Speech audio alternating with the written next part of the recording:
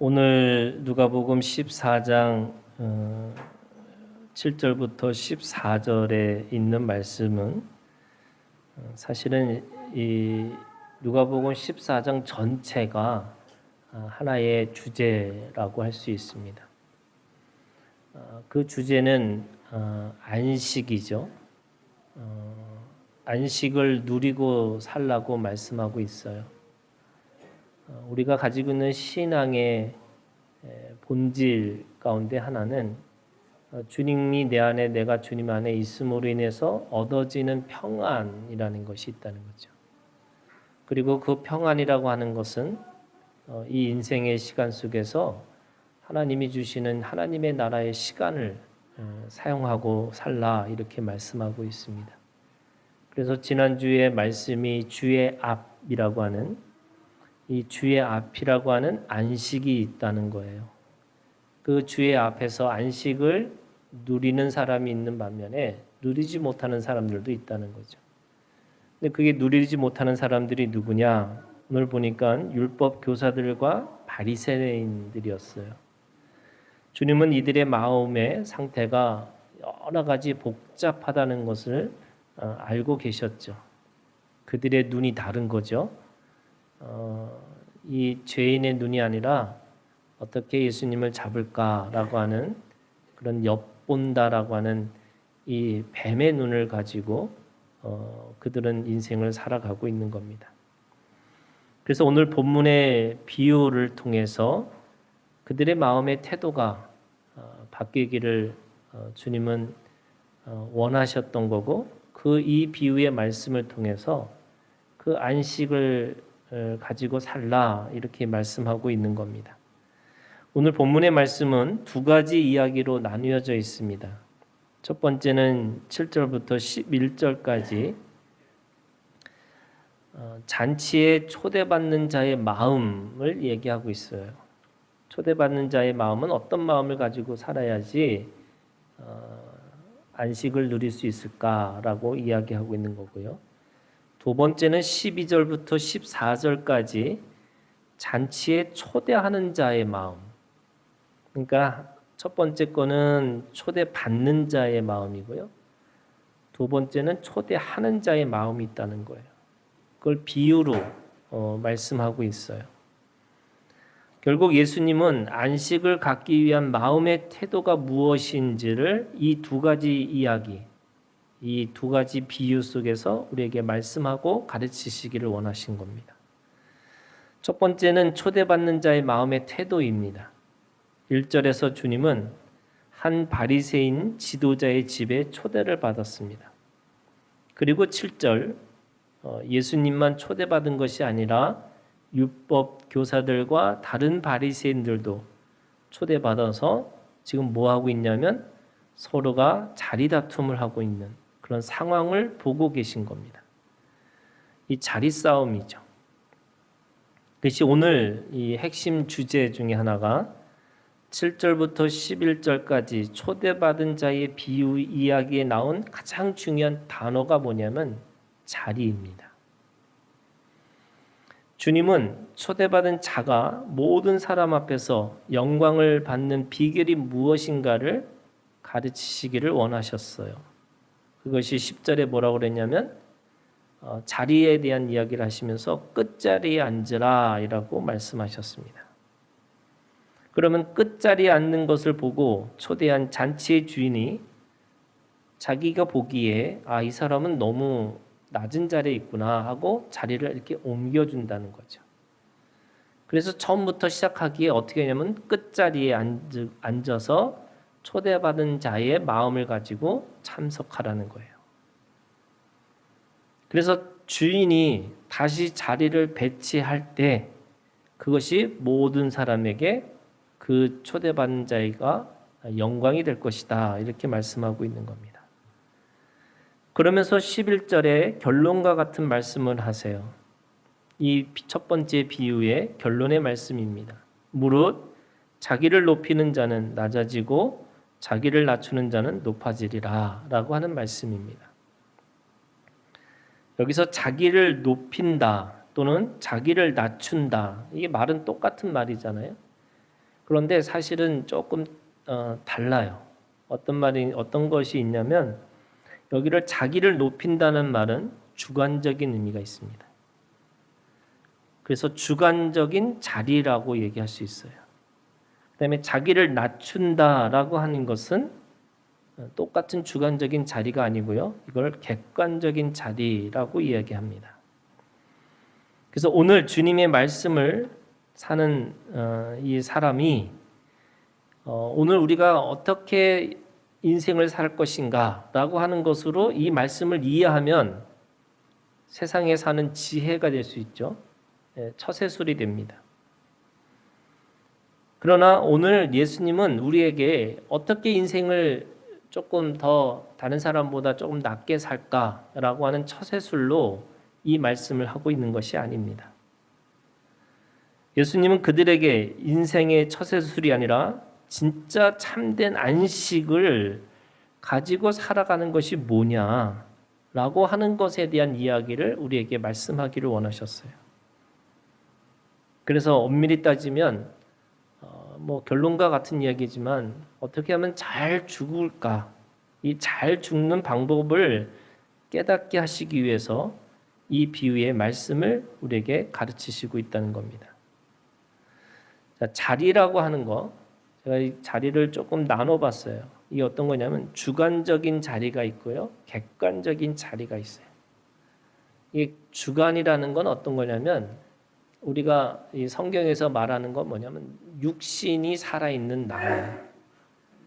그래서 내가 정과 욕에 사로잡혀 있는 나, 이 나로 시작하는 거를 주관적이라고 얘기하는 거예요. 내가 죽고 하나님이 끌고 가시는 우리의 가지고 있는 삶이 있어요. 이거를 객관적이라고 해요. 우리는 생각하기에 모든 사람이 그럴 수 있을 거야 라고 하는 걸 객관이라고 얘기하고 또 자기 생각, 자기 느낌을 주관적이라고 얘기하잖아요. 그런데 성경에서 말하는 주관과 객관은 달라요. 우리가 말하는 객관이라는 거는 모든 사람이, 이게 민주주의가 아니에요. 모든 사람이 그렇게 동의한다 할지라도 그거는 주관이 될 수가 있어요. 하나님의 객관적, 이게 하나님이 원하시는, 하나님이 뜻하시는 그런 하나님의 나라가 있는데 그것이 내 뜻대로 마옵시고 아버지의 뜻대로 하는, 그게 객관이라는 거예요. 그러면 주관적인 자리에 두 가지 자리가 있습니다. 주관적인 자리에 첫 번째는 주관적으로 낮은 자리가 있습니다. 덮어놓고 낮은 자리에 앉는다는 것을 좋다고 생각하는 거죠. 근데 여러분, 항상 낮은 자리에 앉는다는 게 가장 좋은 걸까? 그렇지 않습니다. 오늘 이거를 이 진보라고 그래요. 뭐냐면 생명은 반드시 자라나고 성장하고 성숙해서 온전과 완전을 이루어가는 것이 당연한 겁니다. 이게 생명력을 가지고 있는 존재예요. 그렇기 때문에 낮은 자리에 앉는 거, 이게 주관적인 낮은 자리야. 이게 주관적인 낮은 자리에서 앉는다고 해서 사람들은 내가 주님의 말씀처럼 내가 끝자리에 앉았으니까 이게 내가 잘한 거야 라고 생각하는 건데 거기에 뭐가 있어요? 교만이 있어요. 내가 그렇게 해준다는 거예요. 나는 높은 자리에 갈 수 있는 존재인데 내가 겸손해서 내가 뭔가 사람이 인격적으로 준비가 돼서 내가 낮아주는 거야 라고 생각하는 거예요. 이걸 뭐라고 그래요? 주관적인 낮은 자리라는 거예요. 그래서 자기 스스로 겸손하다는 것을 보여주기 위해 가식이죠. 위선으로 자리를 양보하고 있습니다. 그게 누구예요? 지금 이 바리새인의 지도자의 집에 초대된 사람들입니다. 주님의 앞에 이 주님이 중심이 되는 자리예요. 그러면 가장 높은 자리는 주님이에요. 그 옆에 있는 자리들이 다 사실은 높은 자리인 거예요. 그럼 누가 주님 옆에 앉았느냐? 이게 관건이잖아요. 그런데 주의 앞에 누굴 들었어요? 수종병 든 사람이 그 앞에 있었어요. 주님의 앞에. 무슨 말이에요? 이게 사람들은 자기는 겸손하고 그래서 내가 기꺼이 병자를 주님 앞에 뒀다라고 생각하는 마음이에요. 이게 주관적으로 낮은 자리에 있는 사람들의 마음입니다. 그런데 사실은 우리는 그것이 주관적이기 때문에 문제인 거죠. 하나님은 우리에게 하나님의 나라에서 오른쪽에 왼쪽에 그 하나님의 그 보호자에 하나님과 함께 앉기를 원하고 계시다는 거예요. 우리가 가지고 있는 이 겸손이라는 게 스스로 겸손이지 그것이 또 다른 교만인 거라는 거죠. 그런 의미에서 반드시 뭐가 있어야 되냐면 마음의 진보가 있어야 되는 거예요. 그리스도의 장성한 분량까지 자라나야 하는 생명의 지혜가 있어야 되는 거고요. 그래서 사람들은 성장하고 성숙해서 그렇게 가야 되는데 사람들은 스스로 그걸 포기합니다. 성장과 성숙을 포기하다 보면 고집과 편견과 회개하지 않는 마음으로 그 마음이 더욱더 강팍해지는 것을 볼 수가 있습니다. 여러분, 나이가 들든 많이 배웠든 많이 알고 있든 사람은 죽을 때까지 뭐 해요? 자라나는 거예요. 그게 배우는 자의 태도를 잃어버리시면 안 됩니다. 청년의 마음이 뭐냐? 누구에게든지 언제든지 배울 용기를 잃어버리지 않는 겁니다. 그래서 자리를 옮겨야 되는 거죠. 신앙의 진보도 마찬가지예요, 여러분. 신앙에서도 여러분 우리가 가지고 있는 이 직책이라는 게 이게 어떻게 보면 사람들이 생각하고 있는 직책이잖아요. 집사든 권사든 장로든 뭐 이게 교회 안에서 이게 계급처럼 느껴지는 거지만 사실은 이 직책이 필요 없어서 그럼 없어야 되는 거냐? 거기에 본 뜻이 있어요, 여러분. 집사는 뭐 하느냐면 봉사하는 사람이에요. 그러면 교회에 들어와서 자라나는데 어디까지 자라나야 돼요? 누군가에게 누구를 위해서 봉사할 수 있는 자리까지 가셔야 되는 거예요. 여러분 이게 나는 직책이 싫고 나는 아무것도 안 하고 그냥 평신도로 있고 싶어. 그거 자체가 뭐예요? 주관적인 낮은 자리인 거예요. 하나님 안에서 공동체 가운데 있으면 자라나는 게 맞는 거예요. 그래서 내가 집사를 되는 거예요. 그 다음에 권사가 되는 거예요. 권사는 뭐 하냐면 누군가가 힘들고 어려울 때 그 사람에게 격려해주고 지지해주고 기도해줄 수 있는 사람이 권사예요. 그래서 집사는 권사 되기를 바라셔야 돼요. 타이틀이 아니라니까요. 그리고 그 교회 안에서 어른의 역할, 내가 모든 것을 책임지고 내가 그 공동체를 내가 함께 그걸 짊어지겠다고 생각하는 사람들이 장로인 거죠. 물론 세상의 논리로 얘기하면 돈이 많아야 되고 뭐가 권력이 있어야 되고 이런 게 장로라고 생각하는데 그렇지 않아요. 원래 본 뜻은 그 공동체의 어른이에요. 어른의 역할을 해주는 거죠. 그러면 집사가 되고 권사가 되고 장로가 되는 거 점점점 내가 그 자리를 앞서서 나아가는 게 맞다는 거예요. 나는 겸손해서 나는 아무것도 안 해서 그냥 편하게 좋은 거 그냥 그렇게 아니에요, 여러분. 내가 그런 마음을 갖는 게 나쁜 게 아니고요.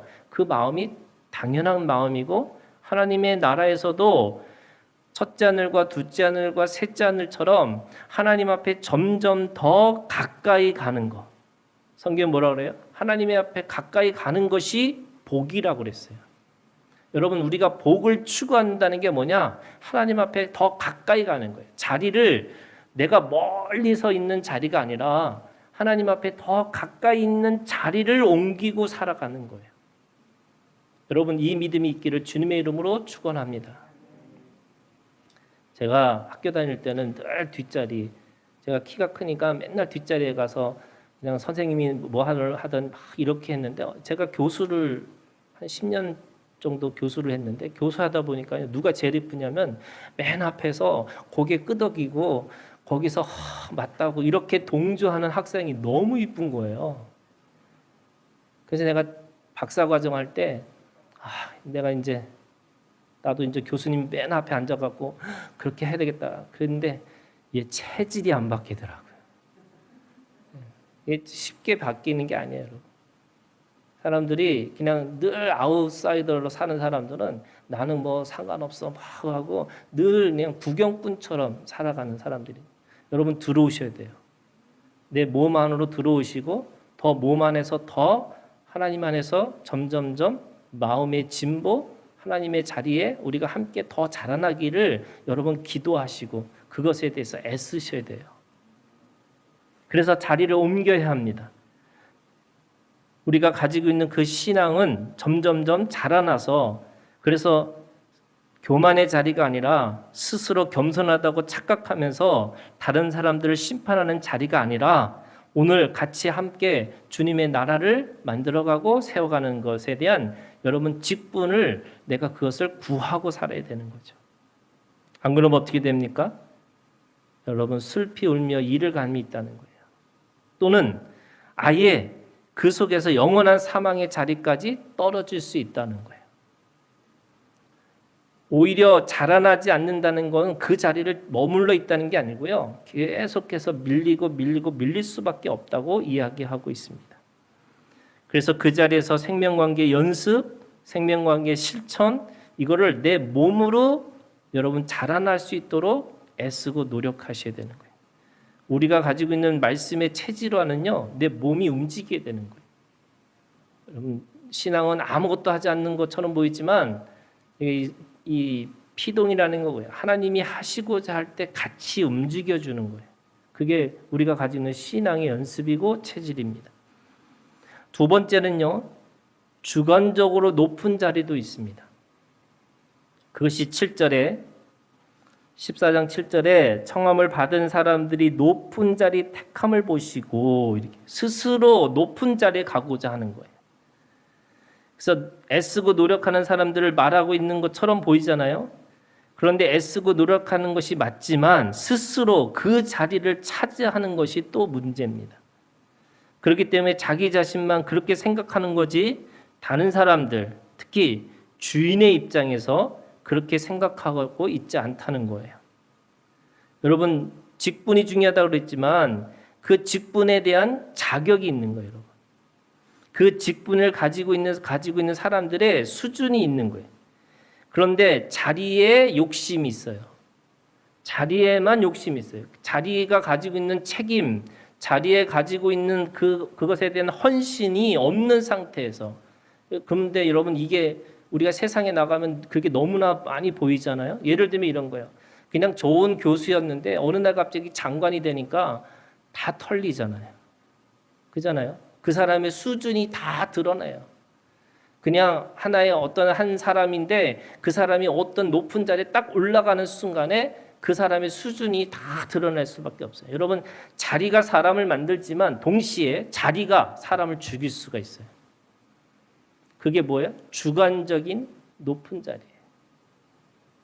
자기 스스로가 내가 그거를 할 만하다고 생각하는 거예요. 그러니까 자기 스스로 그 높은 자리에 앉아서 내가 그런 타이틀, 그거를 가지고 있는 게 중요하다라고 생각하고 있는 거죠. 세 번째는요, 객관적으로 낮은 자리가 있습니다. 하나님이 끌고 가시는 낮은 자리예요. 하나님이 주신 자리고 허락하신 자리입니다. 근데 이 자리에서 우리는 무엇을 할 수 있을까? 이 자리는 은혜를 경험하는 자리입니다. 동서남북이 다 막혔어요. 그러면 하늘이 열리는 은혜를 경험하는 자리가 객관적인 낮은 자리입니다. 동서남북도 다 막히고 위아래 다 막혔어요. 그러면 뭐예요? 내 안에 있는 그 살아계신 그 부활의 예수 그리스도를 경험하는 그런 자리입니다. 이 자리가 은혜 받는 자리입니다. 죄가 많은 곳에 은혜가 있다고 했어요. 죽음의 자리에서 우리는 하나님을 만나고 하나님의 음성을 듣고 하나님의 실존을 경험하게 됩니다. 그럼 바울이 뭐라고 그랬어요? 은혜를 받기 위해 우리가 더 많은 죄를 지어야 될까? 아니죠. 그렇기 때문에 이 자리를 뭐라고 그래요? 객관적인 자리라는 거예요. 내가 낮아져서가 아니라 하나님이 그렇게 낮은 자리로 끌고 갈 수밖에 없는 내 삶이, 내 상황이, 내 사건이 그렇게 있을 수 있다는 거예요. 근데 여러분 그 자리가 절망의 자리고 그 자리가 죽음의 자리인데 사실은 그 자리가 무슨 자리예요? 하나님을 다시 만나는 자리인 거예요. 이걸 객관적인 낮은 자리라고 얘기합니다. 그 은혜의 자리에서 무슨 일이 일어납니까? 치유가 일어나죠. 깨닫게 됩니다. 그리고 마침내 진정한 안식이 무엇인지를 알게 되는 거죠. 그래서 숨이 되고 그 숨이 생명력이 되어서 우리는 그 자리에서 일어나고 세워지고 그렇게 다시 주님 안에서 자라나게 되는 겁니다. 객관적인 낮은 자리이지만 하나님은 그곳에 숨을 주시고 안식을 주심으로 말미암아 그 안에서 계속해서 마음의 진보, 그걸 네 번째 뭐라 그래요? 객관적으로 하나님이 세우신 높은 자리입니다. 높은 자리는 영광의 자리가 됩니다. 영광의 자리는 어떤 자리입니까? 하나님의 살아계심을 드러내는 자리로 사랑할 수 있는 자리인 거죠. 사랑할 수 있는 사람에게도 조건이 필요해요. 여러분, 사랑이라는 게 사람들이 사랑하는 게 너무 쉽다고 생각하는데 여러분, 아무나 사랑할 수 있는 게 아니에요. 무슨 말이냐면 이 객관적인 낮은 자리를 경험한 사람만이 진정한 이 조건 없는 사랑, 무조건적인 사랑을 할 수가 있다는 거예요. 안 그러면 사랑을 했어요. 내가 그것에서 애쓰고 노력했어요. 다 나중에 뭐라 그래요? 내가 이렇게 했는데, 내가 이만큼 내가 사랑해 줬는데, 다 뭐예요? 다 자기밖에 없어요. 자기가 가지고 있는 자기의 생각이, 자기가 가지고 있는 그 믿음이 다 자기를 위한 거예요. 그래서 사랑도요, 엄밀히 따지면 값없이 주신 사랑을 경험한 사람만이, 이 객관적인 자리에 들어가 본 사람만이 이 객관적인 높은 자리에서 사랑을 할 수 있다고 말씀하고 있는 겁니다. 그럼 높다라고 하는 게 무슨 말일까요? 여러분, 흘려보낼 수 있다는 거예요. 흘려보낼 수 있는 능력이 높은 자리라는 거예요. 주님이 초대를 받아 가장 높은 자리에 앉으셨어요. 그러나 주님은 그 자리를 군림하는 자리로 여기지 않으시고, 그리고 그 자리를 자신의 것에 드러내는 교만의 자리로 쓰신 것이 아니고 자기 앞에 있는 이 수종병 든 사람의 마음을 가지고 국률의 마음으로, 어디까지요? 그 처음 보는 그 생명을 자신의 아들로 여겨지는 그 국률의 마음까지 그렇게 보시고 사랑을 흘려보내셔요. 그것이 영적으로는 부모의 마음을 갖는 거예요. 여러분, 우리가 가지고 있는 우리가 신앙의 마지막 서로에게 가지고 있는 마음이 어떤 마음일까요? 여러분, 형제의 마음 가지고는 되는 게 아니에요. 형제의 마음이라는 게 뭐냐면요, 형제들이 나중에 부모님 유산 받아가지고 5대5, 7대3, 6대4 맨날 뭐예요? 그거 계산하고 있잖아요. 근데 여러분, 부모의 마음이 뭐예요? 아비의 마음이 뭐예요? 그냥 거저주는 거예요. 나가서 허랑방탕하게 썼다 할지라도 돌아오면 그 아들에게 그 자신의 모든 것을 내어줄 수 있는 그런 마음이 여러분, 아비의 마음이잖아요. 그런데 왜 우리가 가지고 있는 이 마음에서부터 왜 그 형제의 마음에서 계속 계산하고 있을까? 그 아비의 마음이 없기 때문에 그렇다는 거예요. 요한일서에 있는 말씀에 보면 육신의 정욕과 안목의 정욕과 이상의 자랑을 떠날 수 있는 마음이 어떤 마음이에요? 아비의 마음이라는 거예요. 이 부모의 마음을 가지고 있어야지만 그 계산으로부터 떠날 수 있다, 이렇게 말씀하고 있습니다. 순수하고 객관적인 사랑을 하려면 반드시 어떤 조건이 필요하냐? 이 부모의 값없이 주시는 사랑을 경험해야 된다는 거죠.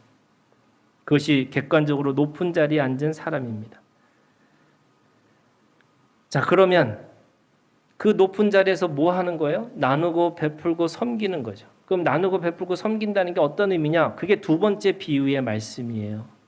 여러분, 두 번째 비유는 그것이 초대하는 자의 마음의 태도라고 얘기합니다. 예수님은 이 비유에서 베품의 마음이 무엇인가를 가르쳐주고 있습니다. 사람들은 누구에게 베풀기를 원할까요? 여러분, 베푼다, 나눈다, 이게 다 어떤 거냐면 그거조차도 사람들은 계산하고 있다는 거예요. 어떻게 계산하느냐? 오늘 말씀에 보면 이렇게 돼 있어요.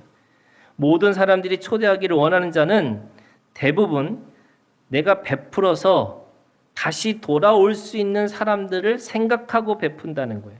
오늘 성경에 있는 말씀에 예수님이 뭐라고 그러냐면 벗이나 형제나 친척이나 부한 이웃, 이 사람들에게 베푼다는 거예요. 이게 주고받는 관계죠. 기브 앤 테이크입니다. 내가 준 만큼 다시 돌아올 걸 생각하고 사람들은 베풀고 살고 있다는 거예요. 그런데 높은 자리에 있는 사람이 그 베풀고 있는 그 모습이 과연 정당한가? 그 비유 속에서는 그렇지 않다는 거죠. 이 주관적인 높은 자리와 객관적인 높은 자리 속에서 하나님은 이 주관적인 높은 자리를 객관적인 자리로 내가 옮겨야 된다고 생각하시는 건데, 그것이 뭐냐면 은혜를 깨닫는 사람이고, 그 은혜를 깨닫는 사람은 무슨 은혜예요? 무조건적인 은혜예요. 그런 의미에서 여러분, 우리가 누구에게 베푼다는 말은 무조건이라는 거예요. 조건 없이 베풀고 살라고 우리에게 말씀하고 있어요. 그래서 계산하지 않고 계량하지 않고 계수하지 않는 은혜. 이 무조건적인 은혜를 경험한 사람만이 누군가에게 베풀 때 계산하지 않는다는 거예요. 내가 할 수 있는 것이 이런 거예요, 여러분. 하나님이 우리한테 하나님의 일을 감당할 때마다 여러분 그것이 내가 뭔가 했다라고 생각하면 나중에 어떤 일이 벌어지냐면 그것에 대해서 정당한 대가를 받지 못할 경우에 화가 나는 거죠. 내가 이만큼 했는데. 여러분 목회자들도 똑같아요. 하나님 앞에서 내가 하나님 앞에 또 우리 교인들하고 관계에서 내가 그렇게 베풀었는데 어떻게 저럴 수 있을까? 저 그런 마음 너무 많아요. 그런데 왜 그런 거에 대해서 그게 정당하지 않는 거냐면 하나님 나라에서는 그것이 내 것이 아니었기 때문에 그런 거예요. 여러분 시간이 내 거예요? 아니에요. 물질이 내 거예요? 여러분 내 거 아니에요. 자기한테 자기 주머니에 있다고 해서 다 내 거라고 생각하는 건 착각이에요. 여러분 이게 교회가 건물이 우리가 뭐 어떻게 해서 더 커지고 더 좋아졌다 한들 여러분 이게 제 거예요? 아니에요. 우리 거예요? 아니에요. 어쩌면 하나님의 것이라고 한다는 것은 모든 하나님의 필요한 사람들에게 그것이 소유가 되어야 되는 거죠. 저는 그렇게 믿어요. 그래서 어느 날 갑자기 이거 없어져도요 놀라지 않을 거예요. 하나님이 원하시는 뜻대로 쓰시는 게 중요한 거지. 그것이 내 거가 되고 내 소유가 되고 그래서 내가 이만큼 잃었다? 여러분 그거 없어요. 여러분 그 마음을 여러분 버리시기를 주님의 이름으로 축원합니다. 버리셔야 돼요. 우리는 늘 싸움이 뭐예요? 물질의 싸움이잖아요. 그런데 이 물질도 다 뭐냐면 말씀으로부터 온 거고 하나님으로부터 온 거고 그러면 하나님이 가져가시는 거고 하나님이 주신 거고 그래서 우리의 시간과 우리의 물질과 우리의 생명도 다 하나님이 주셨다라고 하는 것이 있다면 여러분 베푼 것도 똑같은 거죠. 계수하고 계량하지 않고 내가 그것을 계산하지 않는 상태에서 주어야 되는 거예요. 그게 뭐예요? 오른손이 하는 일이 왼손 모르게 하는 거예요. 어떻게 내가 치매가 걸렸어요? 이렇게 줬는데 이렇게 몰라요? 무슨 말이에요? 계산하지 말라는 거예요. 그거 생각하지 말라는 거예요. 내가 줬다고 하는 그 마음조차도 갖지 말라는 거예요. 하나님이 오늘 우리들에게 그 가난한 자들과 오늘 그 예수님이 말씀하세요. 누구를 초청해야 돼요? 누구에게 베풀어야 돼요? 가난한 자들과 몸 불편한 자들과 저는 자들과 맹인들을 청하여야 되는 거예요. 그들에게 베풀으라는 거예요. 근데 그들이 누구예요, 여러분? 은혜가 필요한 사람들이. 물질적으로 어려운 사람이 아니에요. 하나님 안에서 은혜가 필요한 사람들에게 그것을 나눠줄 수 있는 그 능력이 있다는 거예요. 누가요? 객관적으로 높은 자들이. 하나님께서 그렇게 올리셨어요. 여러분 모든 사람들에게 하나님이 주시는 은사가 있어요. 누구도 그걸 따라갈 수 없는 하나님의 능력들을 다 주셨어요. 왜 주셨어요? 왜 그 사람을 그 분야에서 그 자리에서 왜 높이셨을까요? 나눠주기 위해서. 그러면 진짜 갚음이 없는 걸까? 우리가 돌아오는 게 없다고 했잖아요. 그런데 14절에 있다는 거예요. 14절에 이렇게 얘기했어요. 그리하면 그들이 갚을 것이 없으므로 그들은 갚을 길이 없는 거예요. 그런데 네게 복이 되리니 이는 의인들의 부활 시에 네가 갚음을 받겠습니다. 갚음 있어요, 없어요? 있어요. 그런데 언제 있어요? 부활 시에. 지금은 없어요. 인생의 시간이라고 하는 것 속에는 없다는 거예요. 그런데 인생 이후에 영생의 시간에는 있다는 거예요. 그러면 영생의 시간이라는 게 어떠냐? 우리가 죽어서 하나님 나라 가요? 여러분, 성경은 우리한테 그렇게 얘기하지 않다는 거예요. 예수 그리스도를 만나는 순간에 우리의 시간은 인생이라는 시간 속에서 뭘로 살아야 되는 거예요? 영생의 시간을 지금 살라고 말씀하고 있는 거예요. 그러면 오늘 우리에게 베품이 있어요, 없어요? 여러분, 있어야 된다는 거예요. 인간적으로는 없어도 하나님이 주시는 그 베품이 내 안에 있기 때문에 또 뭐해요? 나눠주고 또 베풀고 섬길 수 있어요. 여러분, 없는 사람이 어떻게 베풀어요? 생각해 보세요. 나는 없는데. 그러면 내가 10억이 있으면 있어요? 100억이 있으면 있어요? 없어요. 여전히 배고프다는 걸 사람들은. 그러면 가지고 있는 그것이 나누고 베풀고 섬길 수 있다고 하는 그 능력이 뭐냐? 여러분, 10억과 100억보다 더 큰 하나님이 우리에게 주신 그 은혜가 100억 이상으로 있다는 걸 채워지는 것이 계속 있기 때문에 나눠줄 수 있는 힘이 생기는 거예요. 여러분, 그런 마음이 없으면 어떻게 나눠줄 수 있어요? 나도 없는데 어떻게 도와줘야지, 이런 게 아니라니까요. 여러분, 인색한 마음이 아니에요. 그것에 대해서 오늘 전도서 7장 1절에서 4절에 있는 말씀이 우리에게 진짜 안식에 대한 이야기를 하고 있습니다. 여러분, 인생이 지혜라고 그랬잖아요. 이 지혜는 예수 그리스도를 믿고 참된 안식의 의미를 찾는 말씀이에요. 이 전도서 말씀이 그런 거예요. 전도서에 헛되고 헛되도다라고 하는 건 인생의 주제예요. 여러분, 인생이 우리가 말로 하는 주제가 뭐냐면 헛되고 헛되도다. 이게 입버릇처럼 하고 다니셔야 돼요. 헛되고 헛되도다. 그리고 인생의 결론이 뭐예요? 여러분, 꼭 아셔야 돼요. 우리가 가지고 있는 인생, 제가 뭐 얼마나 살았겠어요. 그런데 성경은 우리한테 정확하게 인생의 결론을 말하고 있어요. 뭐예요? 수고와 슬픔이에요. 우리에게는 수고와 슬픔밖에 없다고 말씀하고 있어요. 이게 인생의 여러분 결론이에요. 그러면 인생을 뭐 하고 사는 거냐? 전도서의 주제가 그걸 얘기하고 있어요. 우리는 무엇으로 살아야 되는가? 이게 전도서의 주제예요. 오늘 말씀을 보면 뭐라고 그랬어요? 여러분, 전도서 7장 1절부터 4절에 있는 말씀에 특별히 여러분 2절에 이렇게 얘기하고 있어요. 2절에 초상집에 가는 것이 잔치집에 가는 것보다 나으니 모든 사람의 끝, 이게 이제 마지막 끝이에요. 뭐예요? 죽음이에요. 모든 인생의 결론이 수고와 슬픔인데 거기에 끝은 죽음이에요. 그러면 여러분, 이게 어떤 거예요? 첫 번째, 잔치 끝났어요, 여러분. 잔치가 끝났다라는 이 자기 인식, 자기가 가지고 있는 이 삶에 대한 것들을 여러분 분명하게 알고 시작하셔야 돼요. 그래서 잔치집에 가는 게 아니라는 거예요. 여러분, 잔치는 끝났어요. 2절에 산자의 마음에 둘 것은 좋은 기름이라는 제물과 태어난 딸은 환희와 즐겁고 기쁜 잔칫날은 반드시 지나가고, 그래서 그 지나갔다는 걸 아는 것이 지혜고, 그래서 그 지혜 속에서 뭐 하느냐?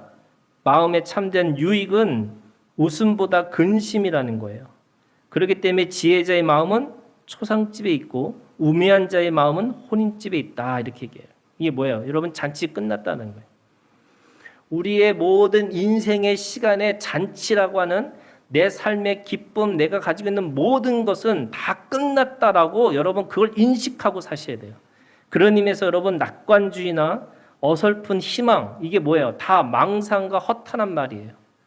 사람들이 가지고 있는 뭔가 내년에는 뭔가 좋아지겠지? 안 좋아져요. 죄송합니다. 이게 좀 저주같이 느끼지만 여러분 그걸 아셔야 돼요. 내년에 안 좋아져요.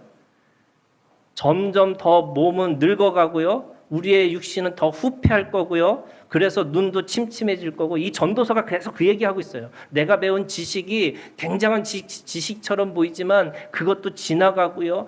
정말 끈끈한 그 관계라고 해도 그것도 지나갈 거고요. 또 우리가 생각하고 뭔가 업적을 이뤘다고 하는 거 그 자체도 다 지나간다는 거예요. 그래서 뭐예요? 우리 입술에 뭘로 말하고 있어야 돼요? 헛되고 헛되도다.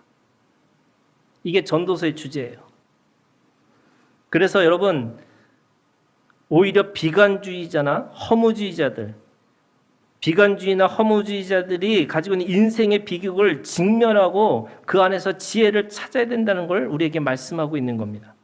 사람들은 잔치의 초대를 받으면 다른 사람들에게 대우를 받고 그 안에서 자기 존재감을 찾고자 하는 거예요.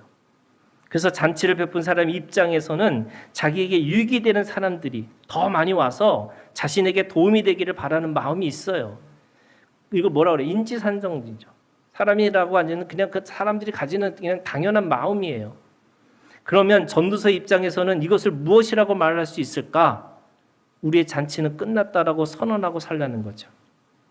마음에 잔치가 있다면 그 사람은 늘 대접받고 그 대접을 보상받는 것에 마음에 둘 수밖에 없다는 거예요.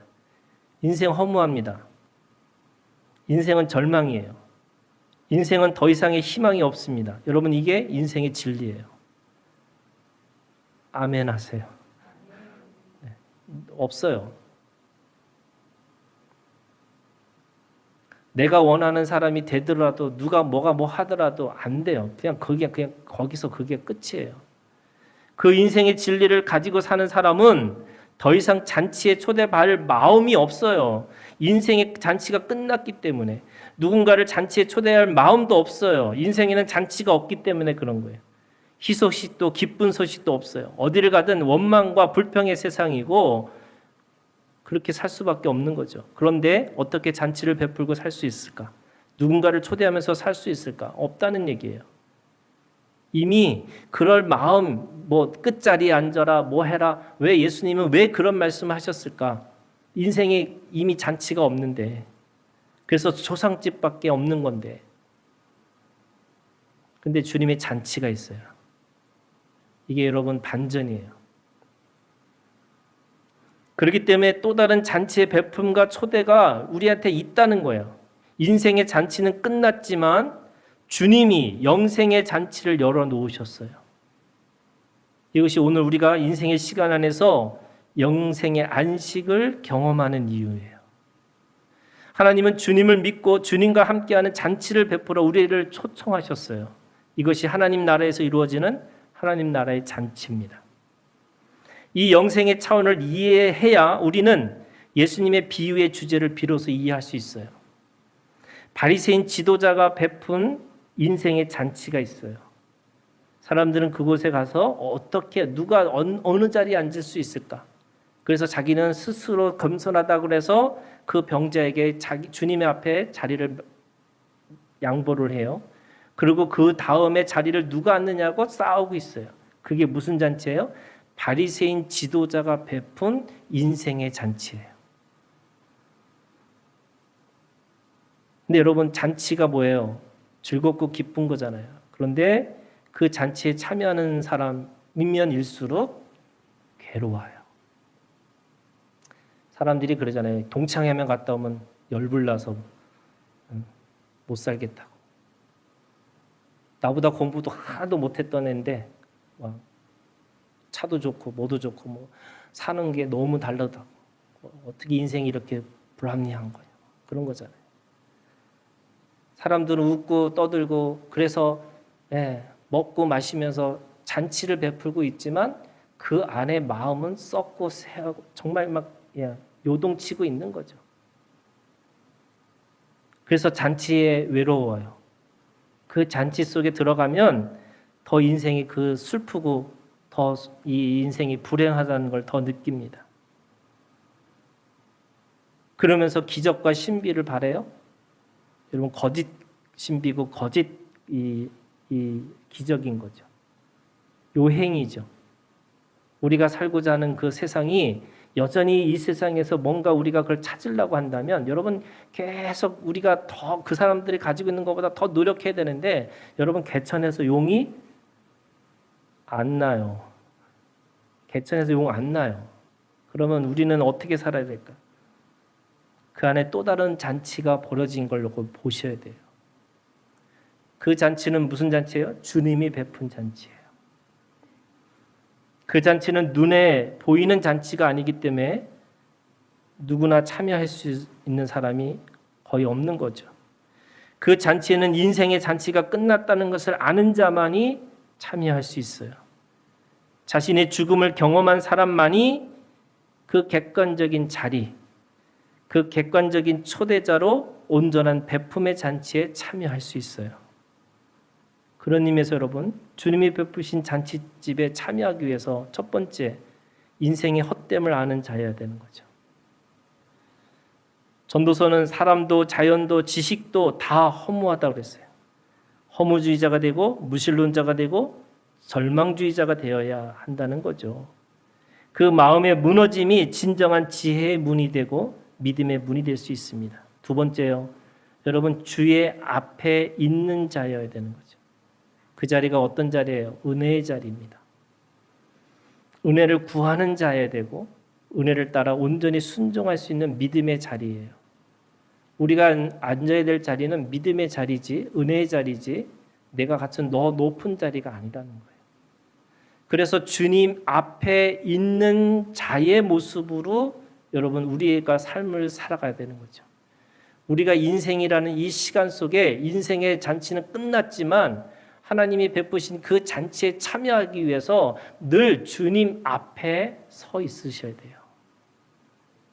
그리고 세 번째, 관계의 기쁨을 아는 자여야 되는 거죠. 먹고 마시는 게 아닙니다.